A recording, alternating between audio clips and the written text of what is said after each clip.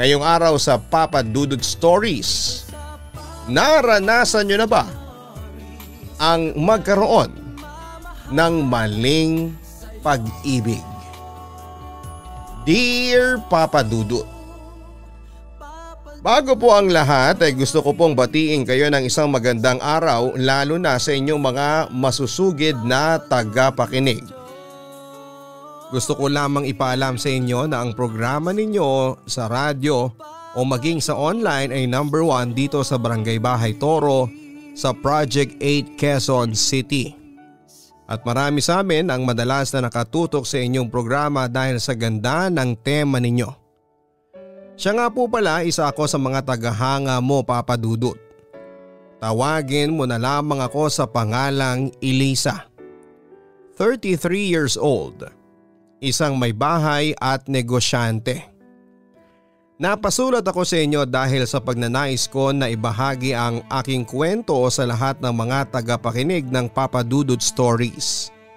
Sa puntong ito ay aaminin ko sa inyo na noong nabubuhay pa ang aking mga magulang ay isa akong spoiled brat. Dahil sa ako nga ang kaisa-isa nilang anak ay sunod ako sa layaw. Dahil sa karangyaang tinatamasa ko noon ay naging easy-go-lucky akong tao. Hindi ako naging seryoso sa buhay. Natatandaan ko pa noong high school ako na isa ako sa mga binansagang worst student dahil sa bukod na wala akong kaseryosohan sa pag-aaral ay puro lalaki ang aking inatupag. Naging playgirl din ako noon kung saan ay marami akong nakarelasyon na lalaki. Hanggang sa nakilala ko nga si Ronnie, ang playboy sa klase. Dahil siguro sa ang kanyang kagwapuhan ay napaibig niya ako. Dahil sa ako ang madalas noon na gumagawa ng first move ay nagtagumpay akong makuha si Ronnie. Papadudod sa edad naming 17 ay nagsimula ang aming relasyon. Nang malaman ito ng aking mga magulang at laking pagtutol nila sa relasyon namin ni Ronnie. Gusto ng mga magulang ko noon na makatapos ako ng pag-aaral pero binaliwala ko sila kasama ng kanilang mga payo at pangaral sa akin. Nagpatuloy kami ni Ronnie na magkarelasyon. Doon ay nagsimulang masira ang aking pag-aaral at nalulong sa alak. Hanggang sa puntong dumating ang isang mabigat na problema. Nabuntis ako ni Ronnie at dahil doon ay tumigil na ako ng tuluyan sa aking pag-aaral. Ngunit isang trahedya pa ang dumating sa buhay ko. Namatay sa aksidente ang mga magulang ko. Hindi man lang nalaman ng mga ito na nagdadalang tao ako. Sa kabilang banda naman ay tinakwil si Ronnie ng kanyang mga magulang. Kaya pinasa namin ni Ronnie ang problema. Papadudot nag-live-in kami ni Ronnie kahit pawang mga menor de edad pa lamang kami. Nanirahan kami sa maliit na kwarto at namuhay kami na parang mag-asawa. Ngunit sunod-sunod ang mga mabibigat na mga pagsubok na dumating sa buhay namin. Dahil sa hindi rin nakatapos ng pag-aaral si Ronnie, ay nahirapan siyang makahanap ng trabaho. Buti na lamang at nakapasok siya sa isang talyer. Kinalaunan nang sumapit ang ika-20 taong kaarawan niya ay nakamasada na siya ng jeep na pagmamay-ari ng kanyang kamag-anak. Habang lumalaki ang aming anak na si Charisse ay unti-unti ko ring nadidiskubre ang tunay na pag-uugali ni Ronnie. Naging magagalitin, mabisyo at babaero si Ronnie. Lumamlam din ang pakikitungo niya sa akin. Dahil dito madalas kaming magkaroon ng hindi pagkakaunawaan ng aking asawa na nauuwi sa away at bugbugan. Oo, madalas niya akong bugbugin at saktan dahil siguro sa akin niya ibinubuhos ang lahat ng kanyang mga hinanakit, galit at panghihinayang sa buhay niya. Ako kasi ang sinisisi niya sa paghihirap namin sa buhay. Natatandaan ko Papadudot ang sabi pa niya sa akin, malas daw ako sa buhay niya sapagkat kung hindi daw ako dumating ay maganda na raw sana ang buhay niya sa ngayon. Samantala isang umaga ay nagpaalam sa akin ang aking asawa. Bibisitahin lang daw niya ang isa naming malapit na kaibigan. Pumayag naman ako at nagtiwala na doon nga siya pupunta. Kaya pagkaalis niya ay saka naman ako naghanda para mamalengke ng kakainin ng pamilya sa buong araw. Habang namimili sa tindahan ng aking kaibigang si Aling Mitring ay may napansin ito sa akin. "Elisa, ano yung nasa mukha mo? Mga pasaba yan?" tanong niya sa akin. "Opo," pag-amin ko. "Si Ronnie kasi nag-away na naman po kami nung isang araw." Naawa sa akin ang matandang tindera. "Naku, yung asawa mo ha, Elisa. Sumosobra na yata. Ginagawa kang punching bag. Nasa na ba yung lalaking yan? Namamasada na ba ng jeep?" Tumango lamang ako bilang tugon. "Basta mag-ingat ka lang Elisa ha. Lumabang ka na kasi. Huwag kang pumayag na sasaktan at kakaya-kayanin ka lang niya. Kaya umaabuso eh. Naku kung sa akin niyang gawin maghahalo ang balat sa tinalupan." Aniya habang tila gigil na gigil sa asawa ko. Paalis na ako ng tindahan nang matanaw sa malayo si Aling Mitring. "Elisa, hindi ba si Ronnie yun?" sabi niya habang tinuturo sa malayo ang isang lalaking may kasamang ka-holding hands na babae. Nanlumo ako sa aking nakita Papadudot. "Opo, si Ronnie nga yun," sagot ko sa aking kaibigan. "Naku Elisa ha, may kabit ang asawa mo. Gumawa ka ng aksyon. Pag hinayaan mo si Ronnie niya na gawin ang gugustuhin niya, magkakaproblema ka sa bandang huli." Babala sa akin ni Aling Mitring bago ako umalis.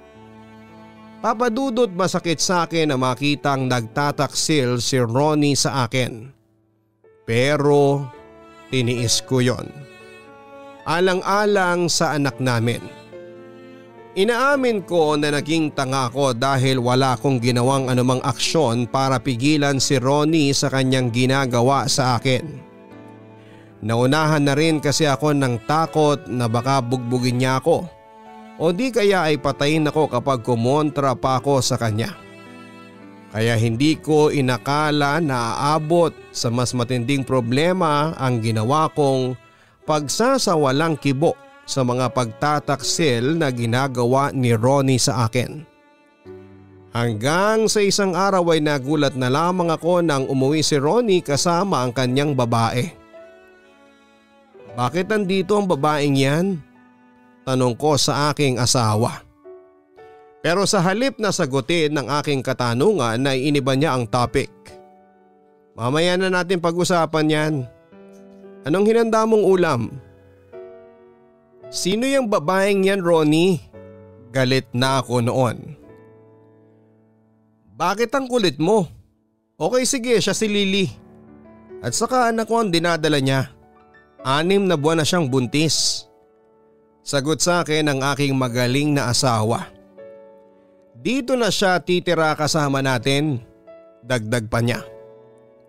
"Hindi ako papayag." Pagtutol ko. Sa gusto ko eh. Bahay ko naman to, di ba? Kaya wala kang pakialam sa desisyon ko. Asawa mo ko kaya may pakialam ako. Paalasin mo yung babaeng yan ngayon na. Halos nag-aapoy na ako sa galit ng mga oras na yon. Ngunit inunahan na ako ni Ronnie. Lumapit siya sa akin sabay sa bunot sa aking mahabang buhok. Napasigaw ako sa sobrang sakit at halos kalad ka rin niya ako papunta sa kusina. Habang nakita kong parang demonyong nakangisi ang kabit niya na nagngangalang Lily. "Ronnie, aray ko, bitawan mo ko." Pagmamakaawa ko sa aking abusadong asawa. Halos mapasigaw na ako sa sobrang sakit noon, Papa Dudut. Kung hindi ka ba naman tarantado, hindi ko gagawin yan sa'yo. Ang sabi niya sa akin bago ako nginudngod sa lababo. Huwag kang umastang asawa ko dahil hindi namang tayo kasal. Habol pa nito. Napaiyak na lamang ako sa sinabing yon ni Ronnie, Papa Dudut. Hindi naman kasi kami kasal kaya sinasamantala niyang mangabit at abusuhin ako. Kaya hindi na lamang ako nanlaban pa at sa halip ay hinayaan ko na lamang tumira ang kabit sa aming pamamahay.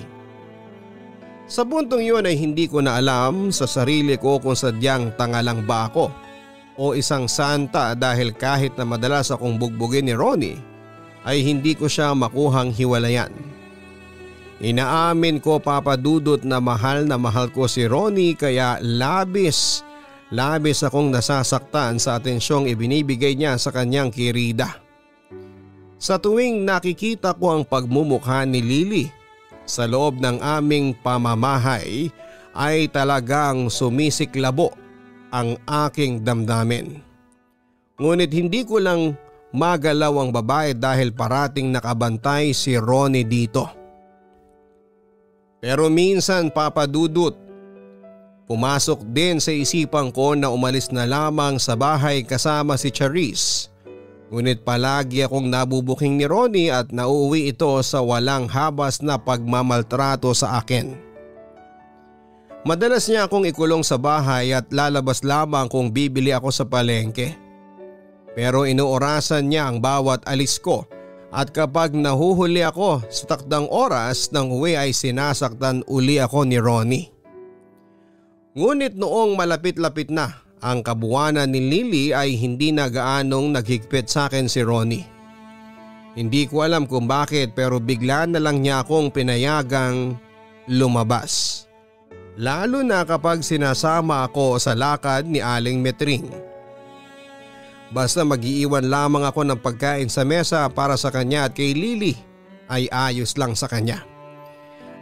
Kahit gulat na gulat sa biglaang pagbabago ng isip ni Ronnie ay pinagpasalamat ko rin yon sa Diyos.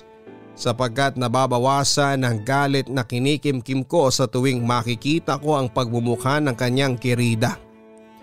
Madalas akong isama ni Aling Metring kasama ng kanyang mga kaibigan sa kanilang mga lakad. Ngunit hindi ko sukat akalain na isa sa mga lakad namin ay magbibigay ng daan sa akin upang makilala ang isang taong magpapabago ng aking buhay.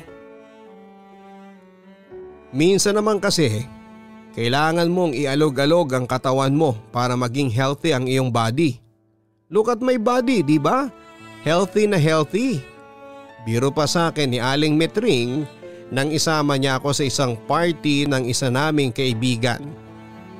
Gawi kasi ng mga kaibigan ko na mag-ballroom dance at hindi sila nangihinayang na mag-hire ng mga DI o dance instructors. At dahil sa first time kong dumalo at hindi naman ako marunong sumayaw kaya kabado talaga ako ng gabing yon. O siya nga pala, may ipapakilala ko sa iyo, sabi sa akin ni Aling Metring. Pagkatapos ay may tinawag siyang lalaki. Amir, halika dito. Lumapit naman ang isang matangkad, moreno at napakagwapong lalaki na nakita ko. Kung i-describe ko siya, Papa Dudut, ay medyo kahawig siya ng younger version ni Ian Veneracion. Elisa, pinapakilala ko sa iyo si Amir. Baguhang dance instructor siya dito pero tingnan mo pag sumasayaw yan pro na pro, ang sabi sa akin ni Aling Metring. Ngumiti naman sa akin ang lalaki. Amir, eto naman si Elisa, kaibigan ko yan. Hi Elisa, nice to meet you. Kumusta? Ang bati sa akin ni Amir. Mabuti naman. Ikaw? Eto masaya kasi nakilala kita. Reply sa akin ng lalaki. Papa Dudut, aaminin ko na nakaramdam ako ng kilig sa unang pagkikita namin ni Amir. Bigla ko ding nakalimutan ang mapang-abuso kong asawa. Mabait, palakaibigan, gentleman at masayang kausap din ang lalaki. Pagkatapos ng ilang minutong kwentuhan ay napagpasyahan naming sumali sa mga nagkakasiyahan sa dance floor. "Marunong ka bang sumayaw?" tanong sa akin ni Amir. "Hindi gaano pero madali naman akong matuto," sagot ko. Sa hindi malamang kadahilanan ay nakaramdam ako ng excitement, Papa Dudut. Bago tayo magsimula gusto kong sabihin na isa ka sa mga pinakamagandang babaeng nakilala ko. "Bagay din sa iyo ang suot mo," ang sabi pa niya sa akin. Siyempre nakaramdam ako ng saya pagkarinig ko noon. "Mahilig ka palang mambola?" Natatawa kong sabi pero ang totoo ay nagbablush ako ng mga oras na yon. "Hindi ako nambobola. Nagsasabi ako ng totoo," dagdag pa niya. Siyempre lalong humaba ang hair ko nang sabihin niya yon. "Familiar ka ba sa tango?" Tanong naman niya sa akin habang nagpapalit ng tugtog sa buong dance floor. "Oo naman. Sinayaw ko yan noong field day namin noong nasa high school pa ako," sagot ko. Pagkatapos ay magka-partner kaming nagsayaw ng tango, Papa Dudut. Isa yon sa mga hindi ko makakalimutang eksena sa aking buhay. Sweet, romantic at saka lalo pa akong na-turn on sa kanyang ginamit na pabango. Pakiramdam ko ay isa akong prinsesa at si Amir ang aking Prince Charming. Oo, aaminin kong para akong na-love at first sight sa kanya. At naghangad na sana siya na lamang ang asawa ko sa halip na si Ronnie. Samantala pagkatapos ng party namin ay nagkapalitan kami ni Amir ng phone numbers para magkaroon pa rin kami ng communication at kinabukasan ay agad akong nakatanggap ng text message mula sa kanya. Simula noon ay naging regular na ang palitan namin ng text message. Minsan tumatawag din siya sa akin tapos ina-add na rin niya ako noon sa Facebook at doon ay naging madalas ang pagkwekwentuhan namin. Kaya nga ng panahong yun ay hindi ako nawawala ng internet load dahil ayaw kong makamiss ng kwentuhan namin ng lalaking hinahangaan ko. Papa Dudut, madali kong nakagaanan ng loob si Amir.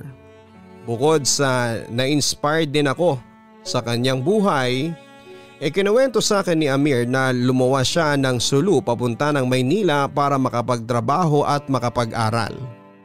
Simula nang mamatay ang kanyang mga magulang ay mag-isa niyang tinaguyod ang kanyang buhay. Tulad ko ay maraming pagsubok ang dumating din sa buhay ni Amir.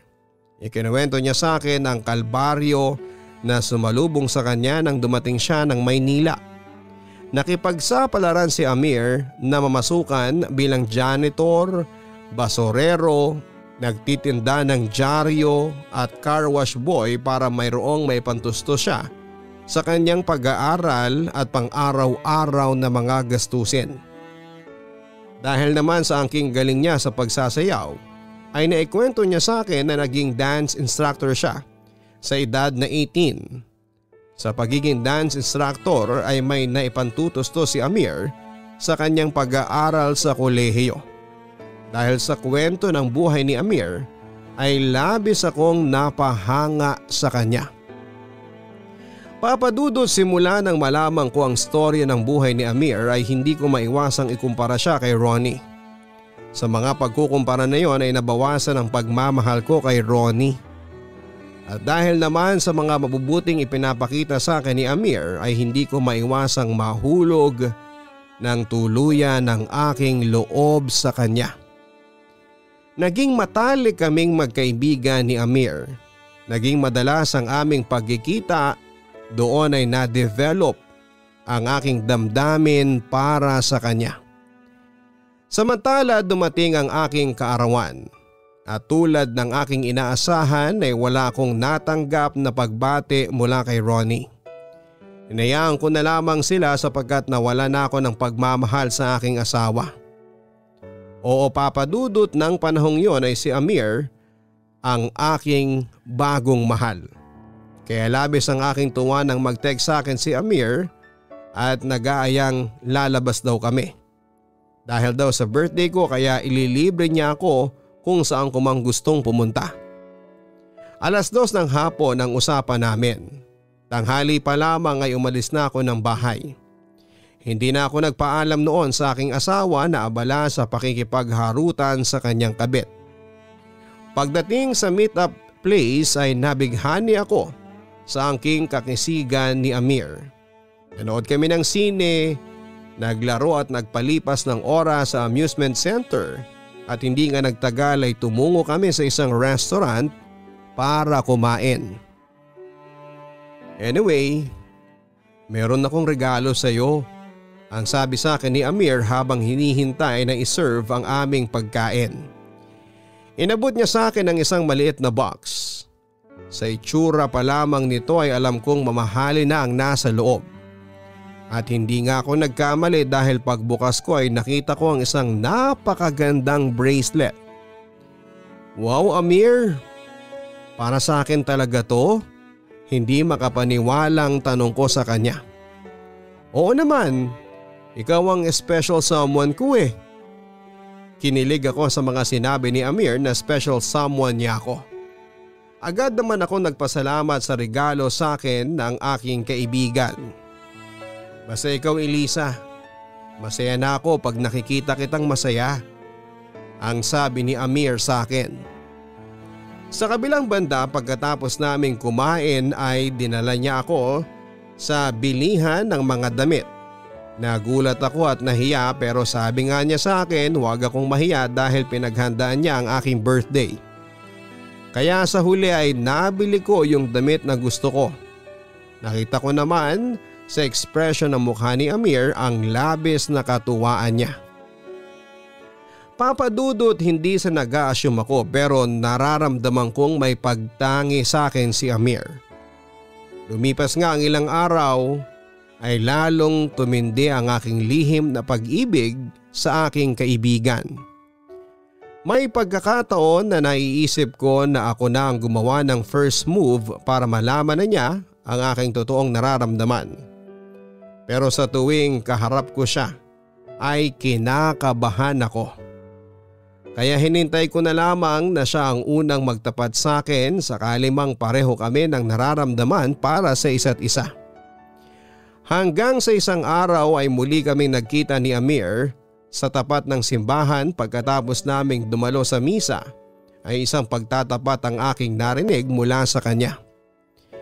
May sasabihin ako sa iyo. Elisa, mahal kita. Pag-amin niya sa akin. Siyempre nagulat ako at hindi makapaniwala noong una. Pero nag-sink in din sa utak ko kinalaunan. Talaga? Mahal mo ko? Oo, maniwala ka. Sana ganun din ang nararamdaman mo para sa akin. Sagot naman ni Amir. Hindi ko noon na malaya na tumutulo na pala ang luha ko sa aking mga mata dahil sa sobrang kasiyahan. Elisa, I love you with all of my heart. Lahat ng pagmamahal na hindi kayang punuin ni Ronnie, ako ang magbibigay. Simula nang magkita tayo, I knew I found the girl of my dreams. The first dance, our first encounter was unforgettable. Simula noon ay palagi na kitang iniisip. Hindi kumpleto ang araw ko hanggat hindi kita nasisilayan. Hinako mo ang puso ko, Elisa. And I'm glad you are the one who stole it. Ang sabi pa ni Amir sa akin. At dahil dito papadudot ay nagpasya na rin akong aminin sa kanya ang katotohanan. Mahal na mahal din kita, Amir. Pagkatapos noon ay isang halik ang aming pinagsaluhan. Simula noon papadudot ay nagkaroon na kami ng relasyon ni Amir ngunit patago lamang.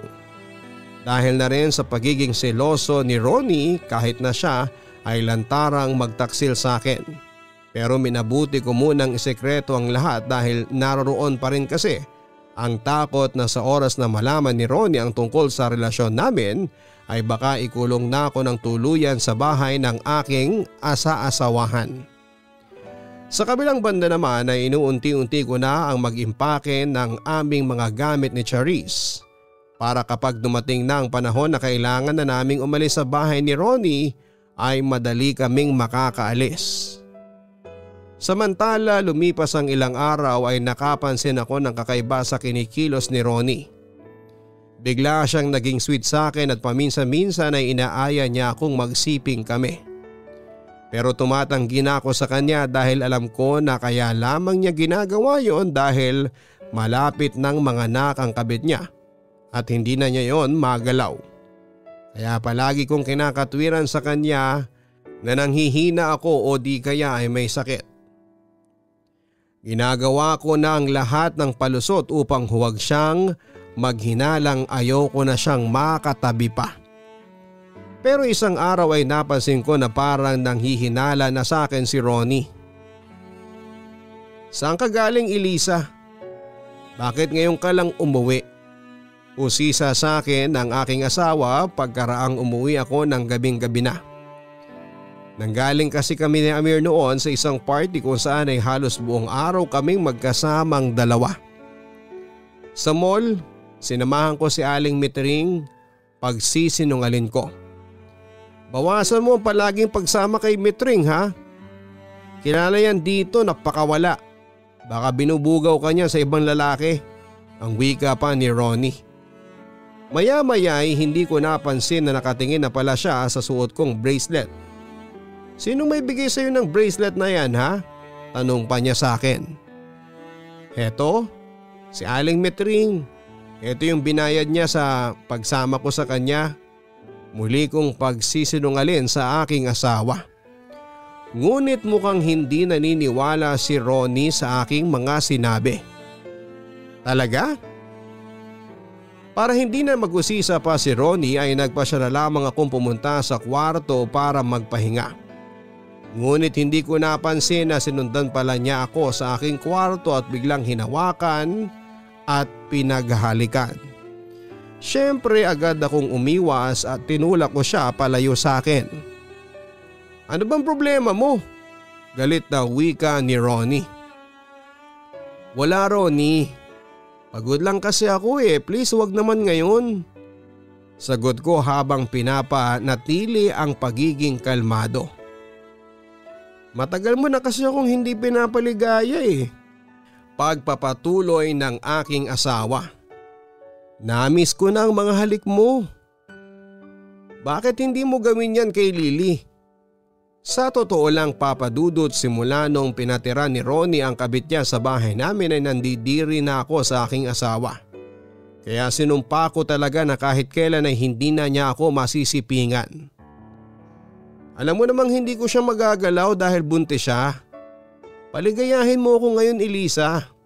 Ang sabi ni Ronnie na may halong pamimilit na. Pero nagmatigas ako.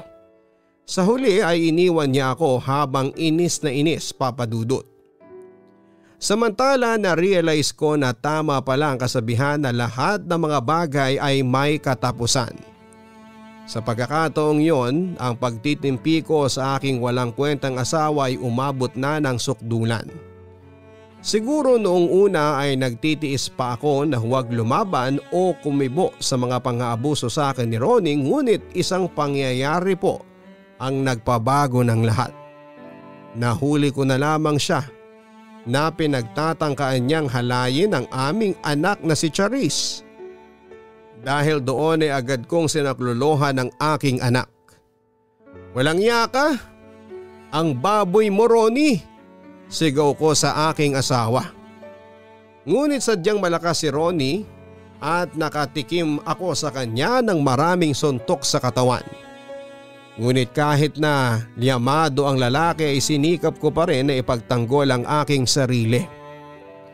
"Inay! Inay!"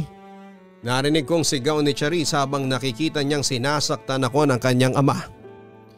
"Charisse, tumakas ka na, dali! Humingi ka ng tulong," sabi ko sa aking anak. Agad naman niya akong sinunod at mabilis na lumabas ng bahay para humingi ng tulong. "Hayop ka, Ronnie. Pati anak mo gusto mong abusuhin.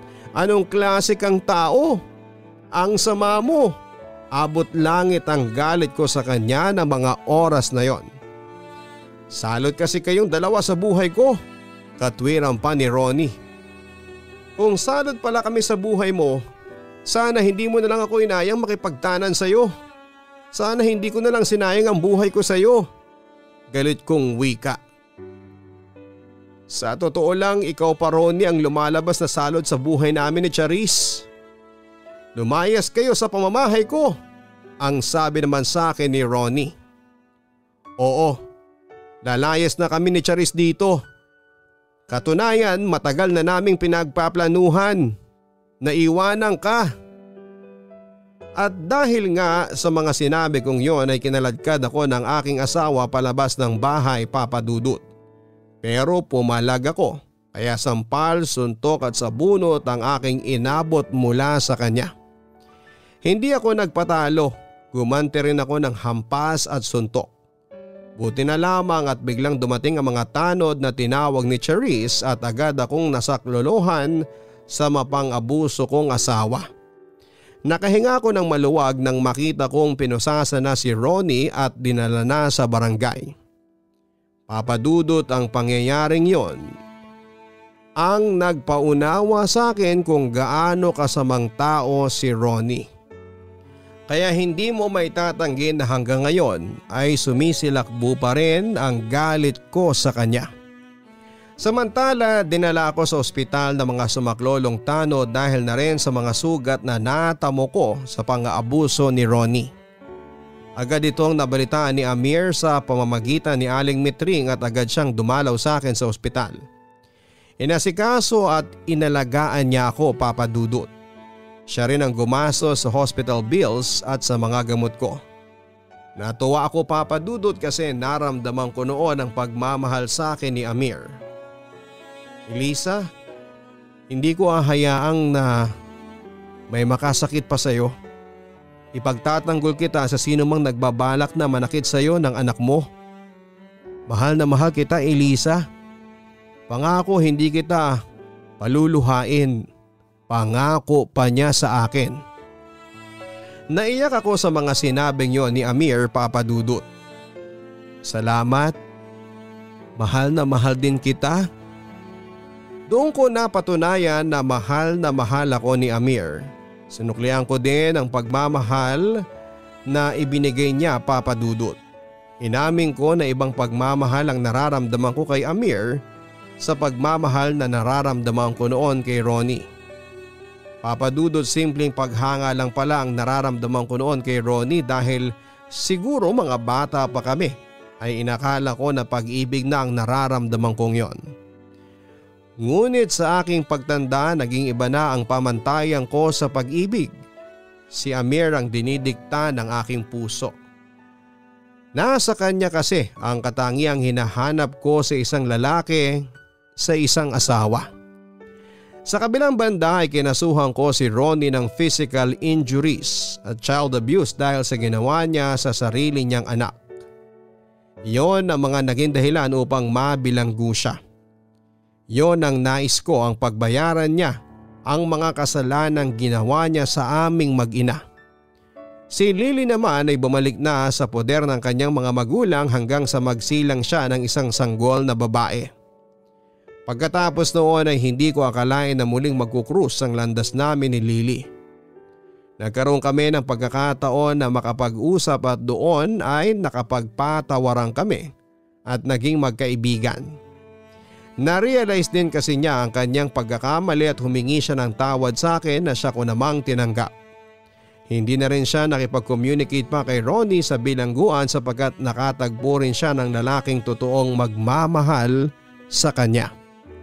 Madalas pa rin kaming magkita at magkasama ni Lily hanggang sa ngayon. Papa Dudut, naging masaya naman kami ni Amir sa aming pagsasama. Nang makatapos siya ng kolehiyo sa edad na 26 ay pareho naming napagpasyahan na lumagay na sa tahimik.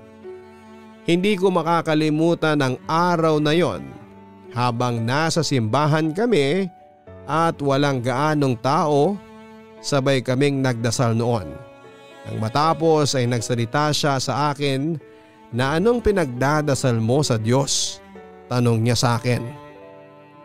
Siyempre, long and healthy life. Tapos maging masaya at panghabang buhay na ang pagsasama natin. Sagot ko sa kanya.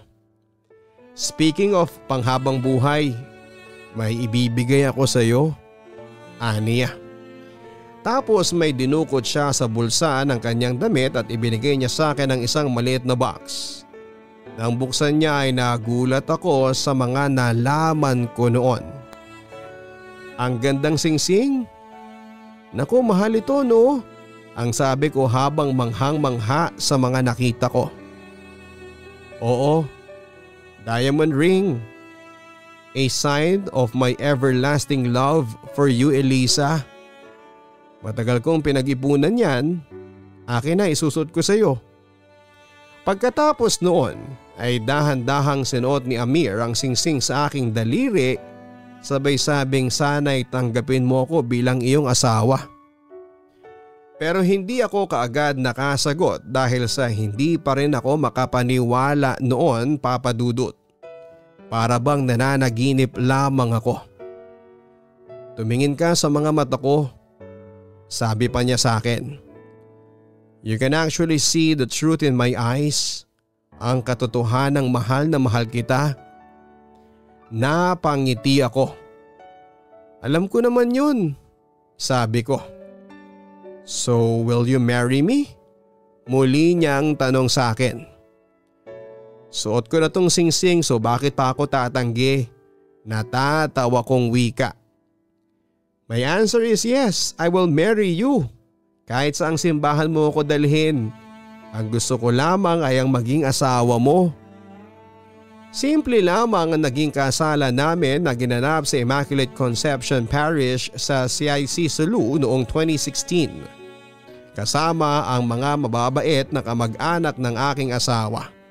Sila din ang nag-asikaso ng venue, pagkain at wedding dress ko. Si Charis naman ay isa sa naging abay sa aming kasal. Pagkatapos ng aming kasal ay bumalik ulit kami dito sa Metro Manila at pansamantalang nangupahan kami dito sa Barangay Sangangdaan, Project 8, Quezon City. Papa Dudut, yun na siguro ang pinakamasayang bahagi ng aking buhay. Ang makasama ang lalaking pinakamamahal ko. Tama nga ang desisyon ko na si Amir ang aking pinakasalan. Sapagkat bukod sa magandang buhay na ibinigay niya sa amin ni Charis, ay ramdam ko talaga na totoong pagmamahalang ibinibigay niya sa amin. Kay Amir ko talaga nakita ang katangian ng isang asawang hinahanap ko. Sa ngayon, Papa Dudut, ay nagtatrabaho si Amir sa isang ahensya ng gobyerno at mataas ang kanyang posisyon. Ako naman, bagamat isang may bahay, ay pumasok ako sa pagninegosyo ng retailing at nagpapa 5-6 upang makatulong ako kay Amir. Dahil sa pagtutulungan namin ay nakabili kami ng bahay sa katabing barangay ng Sangangdaan dito sa Barangay Bahay Toro, Project 8, Quezon City. Dito na kami naninirahan hanggang sa kasalukuyan. Samantala 2017 naman ay isinilang ko ang panganay namin ni Amir. Pinangalanan namin siyang Jeremiah. Si Charis naman ay nakapagtapos na sa elementarya bilang isang valedictorian noong nakaraang school year lang. Kaya labis ang sayang nararamdaman ko sa ngayon. Labis akong nagpapasalamat sa Diyos sapagkat nakasurvive ako sa unos na dumating sa aking buhay noon. At si Amir ang kinasangkapan niya na maging tagapagligtas ko sa unos na yon. Papa Dudut, nagpapasalamat ako sa iyo at sa iyong programa sapagkat binigyan ninyo ako ng pagkakataon na maibahagi ang aking buhay sa inyong mga tagapakinig. Sana kung may pagkakataon ay gusto kong personal na magpasalamat sa iyo. Bilang iyong tagahanga ay ninanais ko rin na makadaupang palad ka. I look forward sa pagkikita nating dalawa in the near future. Muli, maraming salamat at sa mga bumubuo ng Papa Dudut Stories Online. More power! Lubos na nagpapasalamat, Elisa. Mga kaibigan, inyo pong narinig ang kwento ni Elisa ng Project 8 Quezon City. Maraming pinagdaan ng pagsubok ang ating letter sender dahil na rin sa mga maling desisyong nagawa niya noon. Nahulog siya sa isang lalaki na inakala niyang mahal siya, ngunit paglipas ng panahon ay nagbigay lamang ito sa kanya ng matinding pang-aabuso. Nakakalungkot lalo na noong dalhin pa ni Ronnie ang kabit nila sa bahay nito para doon manirahan kasama ni Elisa. Dito ipinakita ni Ronnie na wala siyang respeto sa kanyang asawa at hindi po pwedeng ikatwiran niya na hindi sila kasal ni Elisa kaya siya nagtataksil. Masama pa rin ang manloko, magtaksil at mang-abuso sa iyong asawa o partner. Kasal man kayo o hindi. Kaya dapat lang na iwan ang ganitong klase ng tao. Samantala baka kayo nagtataka kung bakit hindi lang noon umalis si Elisa sa bahay noong tumira doon ang kabit ni Ronnie na si Lily. Sa aking pagkakaintindi po, lumaking ulila at walang pamilya o kamag-anak si Elisa na pwedeng kumupkup sa kanya. Baka noong mga panahong yon ay wala pa siyang lakas ng loob para bumukod o tumayo sa kanyang sariling mga paa. Kaya siguro dumating sa kanyang buhay si Amir na unti-unti nitong iniligtas ang buhay ni Elisa mula sa pang-aabuso. Isa rin siguro sa nagbigay ng lakas ng loob kay Elisa na umalis na sa poder ni Ronnie ay dahil sa nangyari sa kanilang anak na si Charisse. Dito natin nakita na napakasamang tao po ni Ronnie and he's not worth keeping. Mabuti na lamang sa tulong ni Amir ay nagkaroon ng lakas ng loob si Elisa para tumayo sa kanyang sariling mga paa. Sa ngayon ay masaya na sina Elisa at Amir kasama ang bagong tatag nilang pamilya. Pagkatapos ng matinding pagsubok ay dumating naman sa kanila ang swerte na siyang tinatamasa nila ngayon. Mga kaibigan, sana'y magsilbing inspirasyon sa ating mga tagapakinig ang kwento po ni Elisa at ni Amir. Ating tandaan kung gaano man kalaki ang pagsubok na dumarating sa iyong buhay, ganun din kalaki ang tiwala na ibinibigay sa iyo ng Diyos na malalampasan mo ito. Hanggang sa muli, ako po si Papa Dudut. Maraming salamat po. Ang buhay ay mahiwaga, laging may lungkot at saya. Sa Papa Dudut Stories, laging may karamay ka.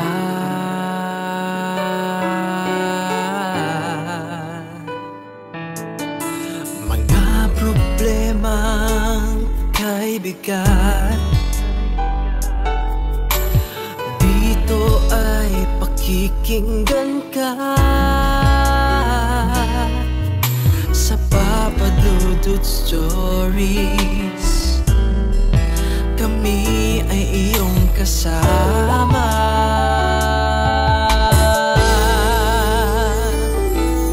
Dito sa Papa Dudut Stories, ikaw ay hindi nag-iisa.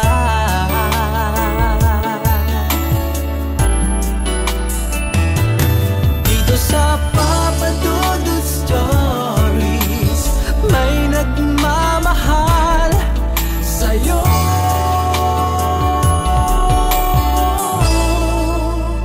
Papa Dudut Stories, Papa Dudut Stories,